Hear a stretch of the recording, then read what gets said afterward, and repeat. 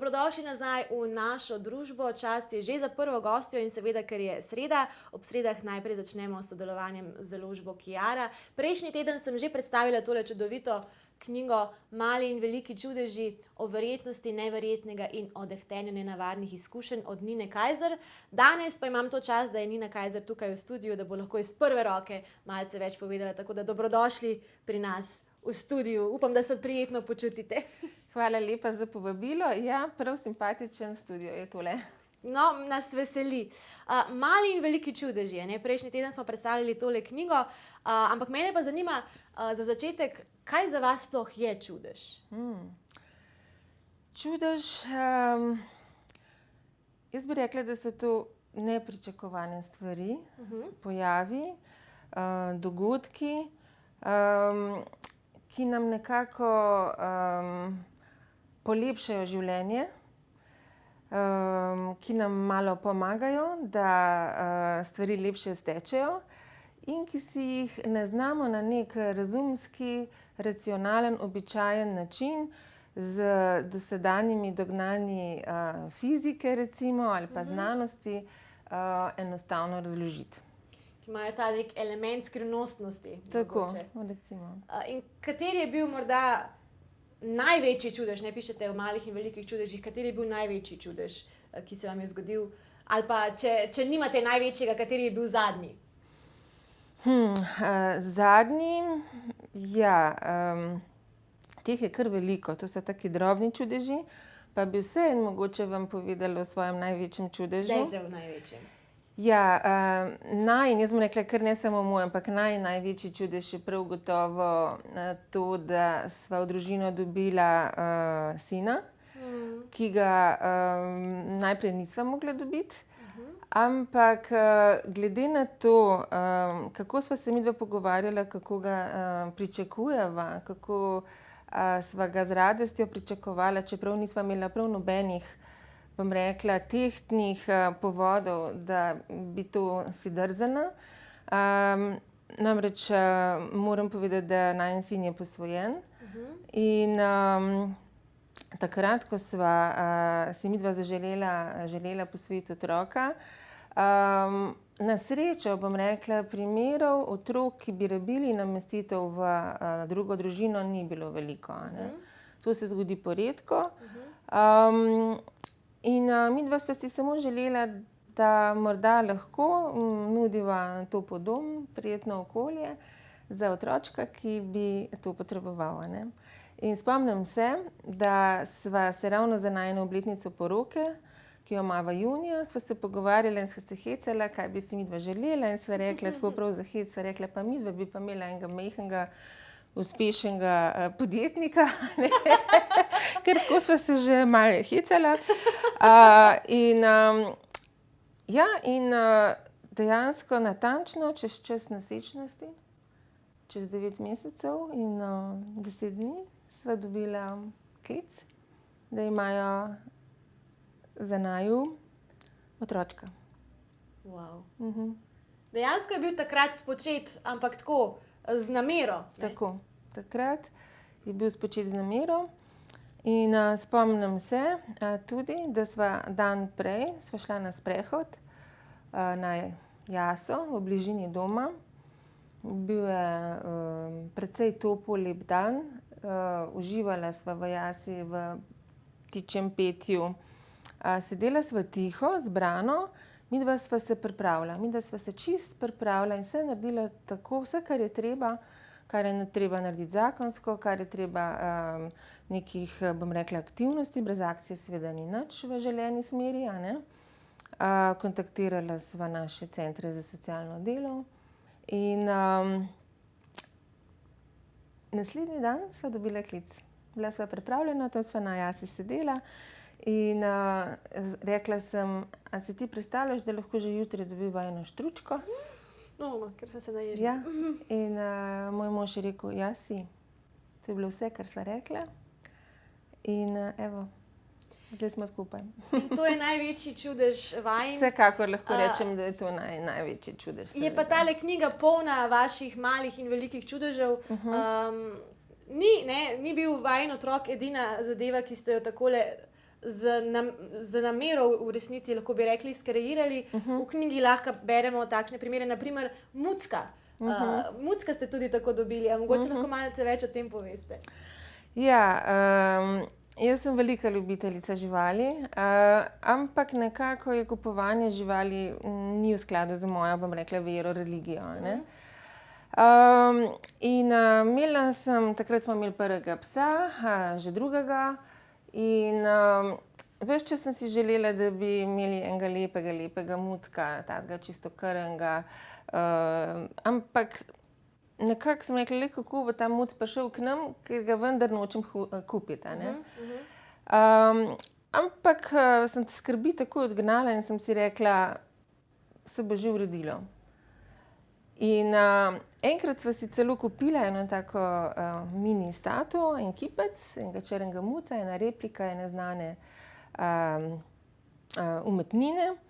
Sva si jo prinesla domov, sva postavila na polico in večkrat sem to mucko kipec pogledala in si rekla, no, kaj tazga bi pa imela, a ne. In res prav eno sobotno jutro odprem vrata našega atrija in pred vrati bi bila ena taka majhna drobcena kepica, črna, simpatična. In takoj, ko sem odprla vrata, je stopila noter in zakorakala do pasje posodice in hrane in se napojila. In zanimivo je bilo, da naša psička, takrat Kiki, enostavno ni seveda takoj sprejela, bila je začudena, se je upirala. Neko bitje zdaj tukaj pride pa komandira pri meni, pa moje stvari tukaj ovohava in pije iz moje posodice. Ja, in seveda se je malo sršila, tudi malo zalajala, ampak mali muc je bil tako smešen, prav pod njenim trebučkom je šel, a ne. Ona je gledala levo, desno, pogledala, a ne. No, in potem je seveda naši psički ni preostalo drugega, kot da se je počasi sprijaznila. Mi smo tega muca malo gledali, če ga obdržati, ali kaj ćemo z njim, a ne. In muc se je res odločil, da bo ostal pri nas, a ne. In smo se veliko selili, smo ga s sabo vozili. Takrat smo živeli še na Dunaju in smo ga vozili s sabo, že čez 3 dni smo morali odpotovati. In kaj ćemo zdaj s tabo, ne? In kaj bo s tabo na poti? In muc je celo pot spal. Smo prišli tja, se je tam lepo tudi se je, bom rekla, prilagodil. Zanimivo je bilo, da je seveda se vrnil domov s kakšnimi buškami, a ne, malo ne z najbolj urejeno pričesko, a ne. In to se mu je nekajkrat zgodilo, ko smo se vračali, se je vedno znova moral izboriti, si je moral izboriti prostor, teritorij, a ne. Ampak nekako je to, bom rekla, kalilo. In evo, še zdaj je z nami. Zdaj mislim, da ima kakšnih 9 let, nekaj takšnega, ja. Wow. In v bistvu je knjiga polna takih zgodb, ne, zanimivo in lepo je v bistvu, da se je nekdo lotil pisati knjige, ki govori o zavesti in o tem, kako v življenju našati več čudežev. Pa to ne iz nekega, pa ta premisa, začetek ni neka filozofska razlaga, ampak razglabljanje tudi seveda se dogaja, ampak je začetek oziroma osnova so vaše zgodbe. Kako to, da ste se odločili napisati tako knjigo? Nekako sem ves čas razmišljala, da imam en kup enih, bom rekla, doživljajev, o katerih se ne govori, se ne bere, niso na dlani, v medijih pač je to, kot da ne obstaja, ne. Vedela sem, da imajo podobna doživetja tudi kateri drugi ljudje, ni mi pa bilo čisto jasno, kako pogosto to je, a ne. Eden od namenov te knjige je bil najprej v prvi vrsti obelodaniti vse te čudeže, a ne, razkriti moj intimni svet, opogumiti tudi druge, da res pobrskajo po svojih čudežih, po svojih nenavadnih doživetjih, da se jih zavejo, ker jaz sem prepričana, da nekaj ljudi se seveda vsega tega zaveda, velika večina pa niti ne ozavesti, gre kar mimo. Imajo čudeže, pa jih ne ozavestijo kot takšne. Tako, imajo jih in niso dovolj pozorni, ne vidijo, ne, tudi gre za, nenazadnje gre za en kup priložnosti, ki se pojavijo, ne, ki se lahko pojavijo samo enkrat in če človek ni pozoren, pač gre priložnost mimo njega, a ne. Se pravi, to sem pisala res z namenom, da se začnemo pogovarjati o tem, a ne. da vidimo, da svet ni samo nekaj materialnega, kar lahko kar lahko primemo, ampak da je pravzaprav veliko več in da nas nekaj neotipljivega, ljudje pač imamo zdaj že različna imena za to, kaj to je, a ne, kaj nas spremlja, a ne.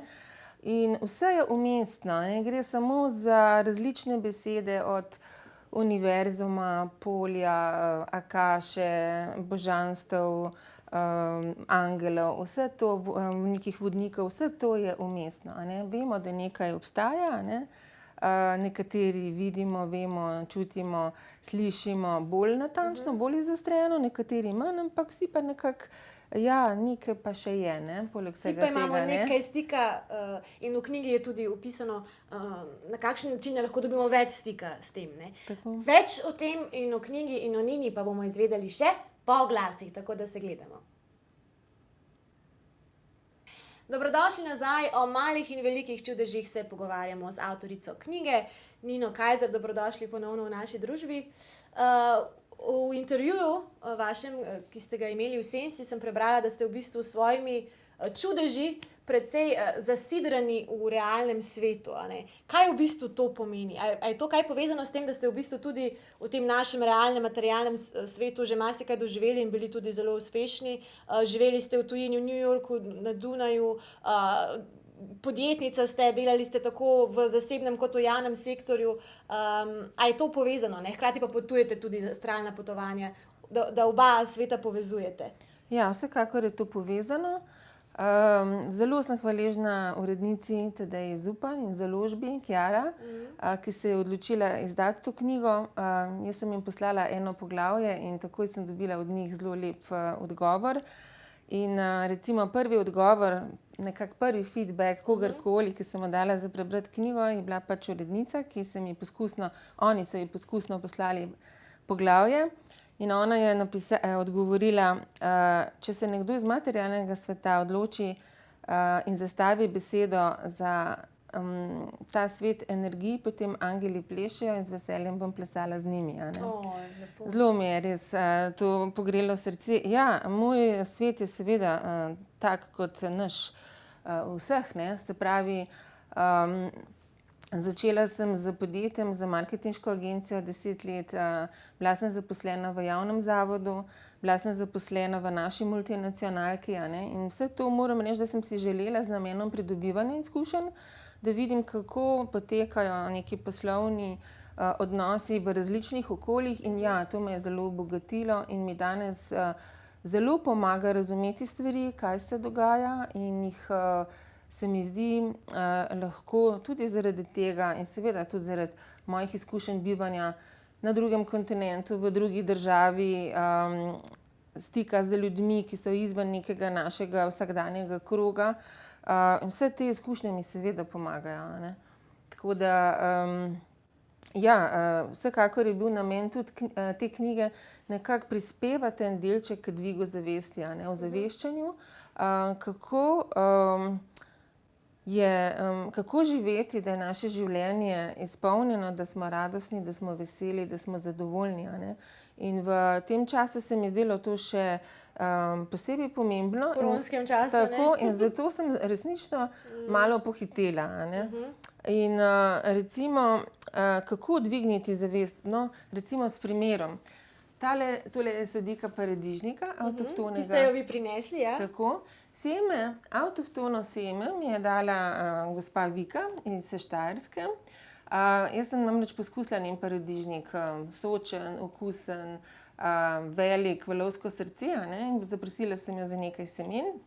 In mimogrede moram povedati, da v razgovoru z lastnico ene največjih drevesnic pri nas, se je izkazalo, da si tudi ona želi zbirati taka semena, a ne, in da je zelo vesela, če kaj takega dobi, a ne, ker je vse ostalo za nekimi, bom rekla, licencami in tako naprej, a ne.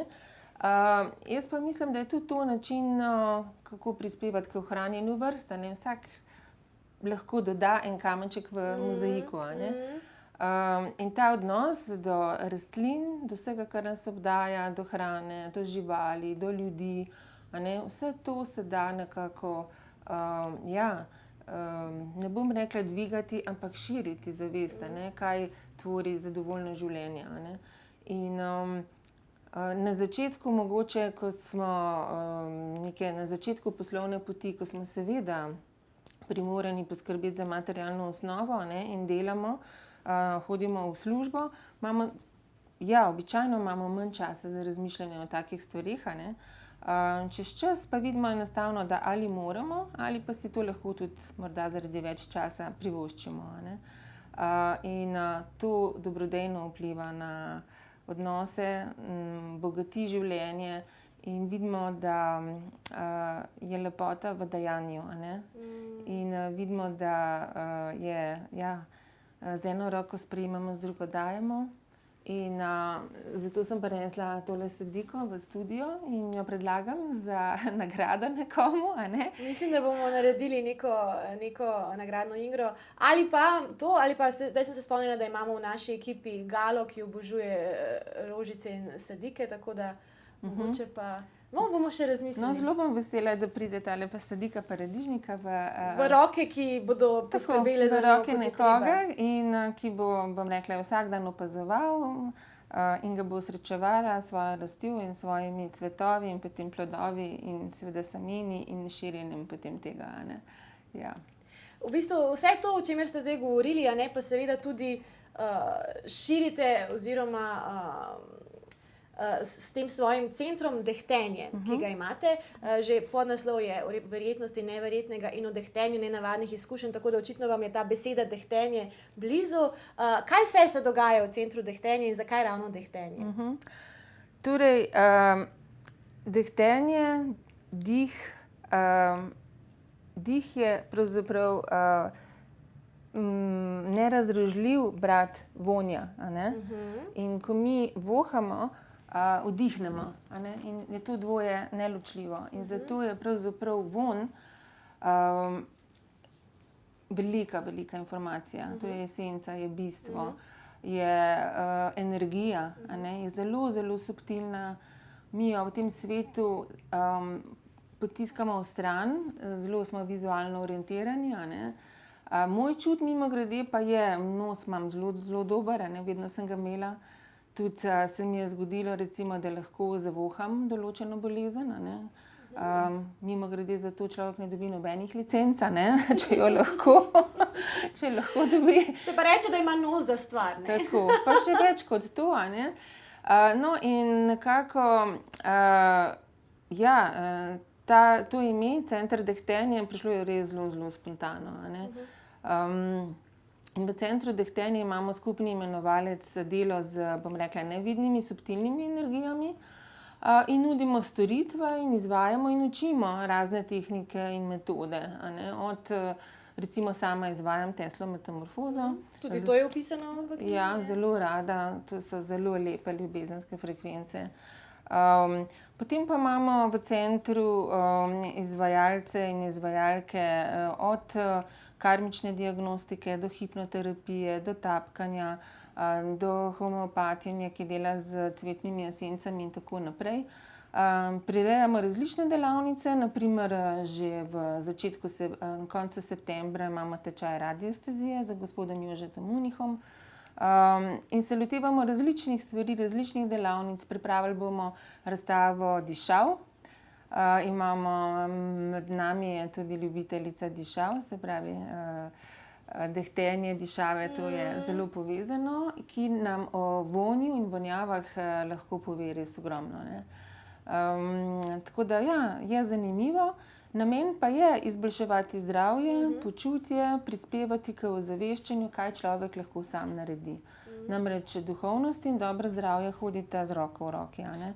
Tudi zdravju se posvečate tudi v knjigi, nasveti za dobro zdravje so tudi notri, ne. Tako, in tudi v dodatku sem opisala svoje težave z zaščitnico in tukaj se imam za velikega strokovnjaka.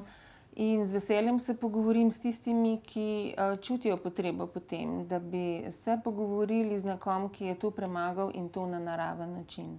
To se da in to želim ozaveščati, želim opolnomočiti ljudi, da se zavejo, da lahko naredijo veliko sami za svoje zdravje, a ne. Tako da jaz ne govorim o nekih alternativnih pristopih, ampak komparativnih, integrativnih. Veliko je načinov, na katere si lahko pomagamo, veliko je tehnik, veliko je metod, ne.